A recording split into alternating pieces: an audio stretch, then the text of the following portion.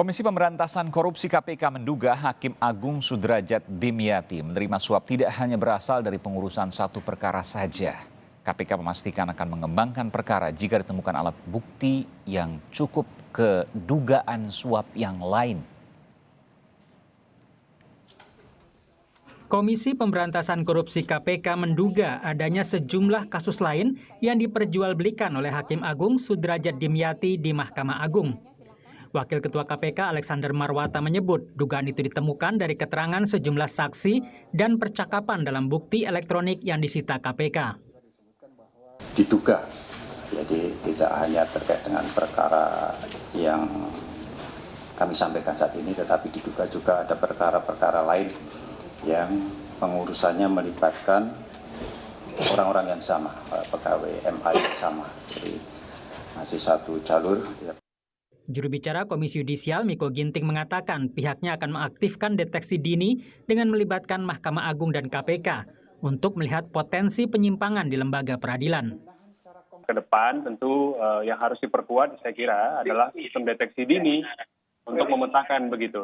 Kira-kira di celah-celah mana saja potensi-potensi penyimpangan dapat terjadi dan bagaimana solusi yang harusnya dihadirkan.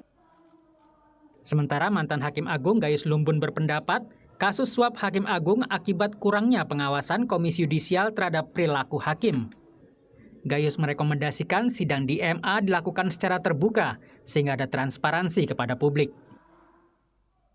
Tiap sidang itu direkam. Apa yang dibahas oleh majelis, di mana musyawarahnya, di mana dissenting opinion-nya, concurring opinion-nya di mana. Sehingga publik paham dan mengerti kalau sana kalah atau menang itu ada keterbukaan transparansi yang cukup ketika sidang-sidang di Mahkamah Agung oleh Hakim Agung.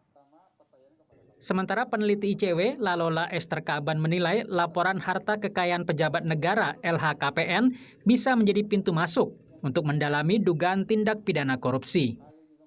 Dalam hal LHKPN, ya apakah misal ada dugaan penerimaan suap menyuap di situ, penerimaan gratifikasi di situ, dan itulah sebetulnya potensi besar yang disimpan oleh laporan harta kekayaan penyelenggara negara ini yang selama ini tuh luput untuk diperdalam dan diperkuat. Sudrajat Dimyati menjadi Hakim Agung pertama yang menjadi tersangka KPK. Kasus ini juga menyeret 9 orang sebagai tersangka terkait kasus suap perkara di Mahkamah Agung. KPK menyita barang bukti dugaan suap berupa uang $205.000 Singapura yang disimpan dalam kotak berbentuk kamus bahasa Inggris dan uang tunai Rp50 juta. Tim Liputan Kompas TV.